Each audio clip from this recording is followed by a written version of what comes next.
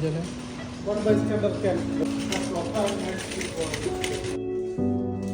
Bumalik ako dito sa hospital na naman at si Papa ay sinamahan ko. Yan. Masama pa rin ang pakiramdam niya, so magto 2 days na siya dito sa ano. So papakainin ko muna, kunwari ako ay mabuting anak. Guys, after niyang kumain itong dinner na to, mga few minutes later, doon na siya nanginig. Sobrang panginginig niya guys. Sobrang lamig daw ng pakiramdam niya. Merong, ano kaya to? Bayabas? Peras? May salad na kaunti. Ano to, Papa? Munggo. Munggo? Parang hindi. Tapos mayroong 2 piece, siya? Chicken fillet ata yan. Masarap, Papa? Ayoko. Mahawa pa ako. Damay-damay na pala.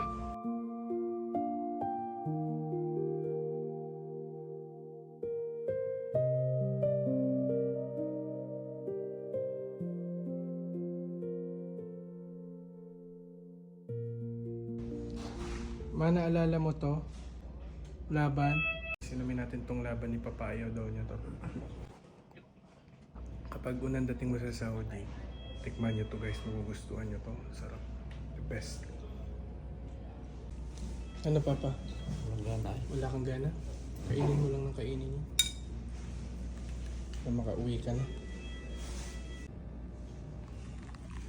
Si Papa daw ay napakalamig-lamig. Nanginginig-nginig. Nung tinignan ko yung kanyang suot, ako na yung naglagay nito sa nadamit dito, pero bawal daw siyang lagyan. Ito lang yung suot niya, oh. Ganyan. Ako inapauwi na ni Papa kasi ang visiting hours lang dito ay 8 to 9. Ngayon ay mag-aalas 10 na. Pwede naman ako mag-stay pa. Pero Papa, napalayas mo na ako? Ako po yan. Hindi, wala akong pasok bukas. Pwede naman ako dito. Buti na lang hindi pa ako umalis nung time na yan kasi dito na nag-umpisa yung sobrang panginginig ni Papa. Ano na? Pasok ka? Nanginginig. Oo. Sobrang lamig ka ba? Oo.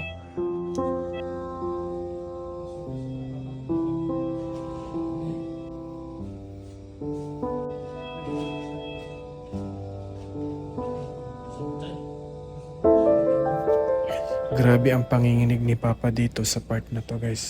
Sobra talaga. First time ko siyang nakita na nangangalikig o nanginginig ng sobra.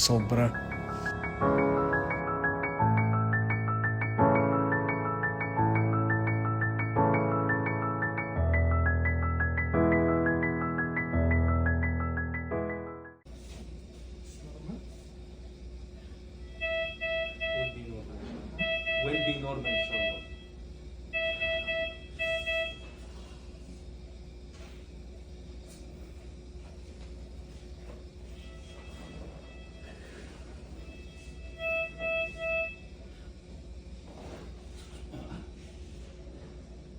You're good now? Hmm? Good.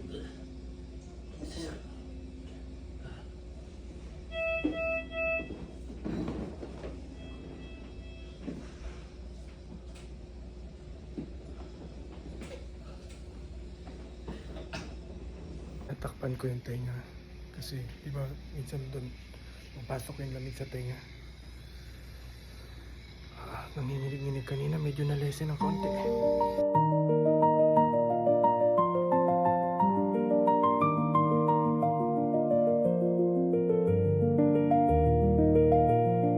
Yung konti na yung panginginig kanina, yung sobra.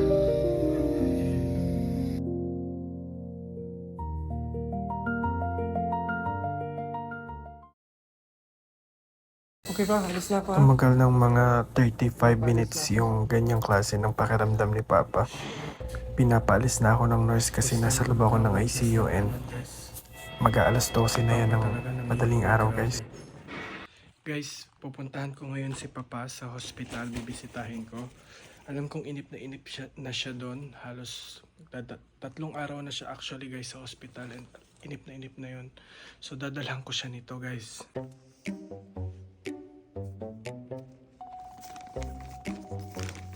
para lalong sumakit ang ulo niya.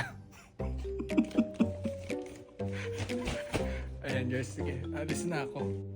Atomic Habit ang ipapabasa natin kay Papa kahit alam ko naman na hindi siya nagbabasa ng English. Tingnan lang natin yung reaction ni Papa pag inabot ko ito tungkol yan sa bomba. Papa, may dala ako sa'yo.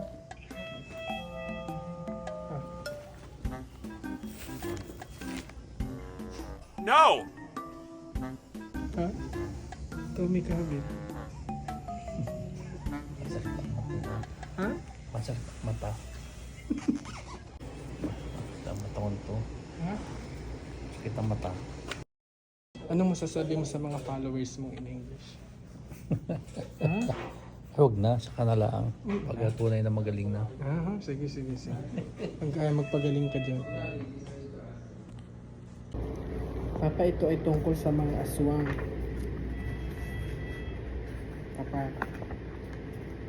Papa, basahan ko ikaw? Once upon a time.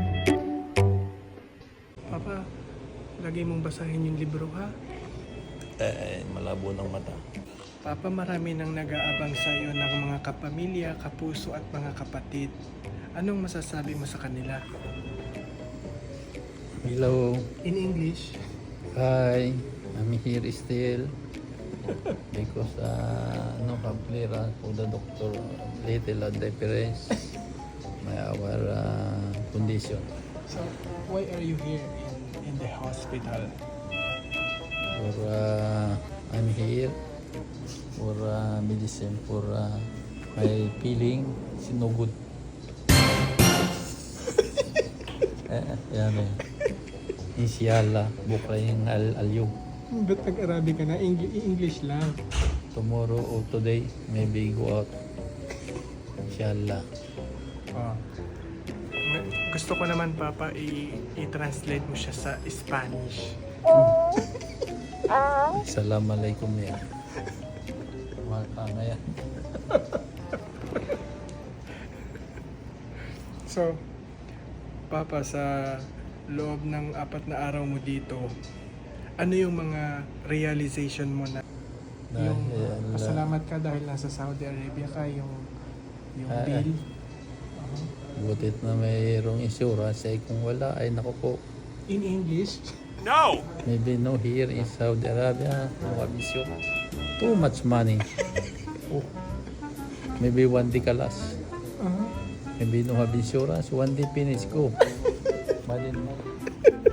Baden? Mot. Hindi nila alam yung baden mo. Alam nila yon. Ano yan? Ay, mamatay na pag-awal ng insurance. Caterpillars. Anong pinagkakabalan mo dito sa hospital ng 3 araw, Papa? Ano mga pinapanood mo? Ay, aman din ay yung Got Talent.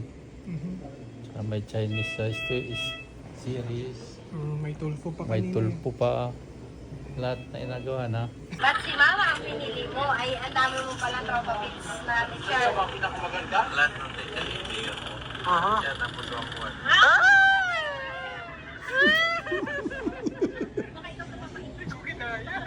Mama, baka magkangihi ka na naman. Si Papa yun. Oh, alam niyo na guys kung bakit ako nagbablog. Kasi may mga moments na hindi mo na maibabalik. Pero kapag napanood mo, ayan, kahit may sakit si Papa, yan nasa ospital, napapangiti, napapasmile.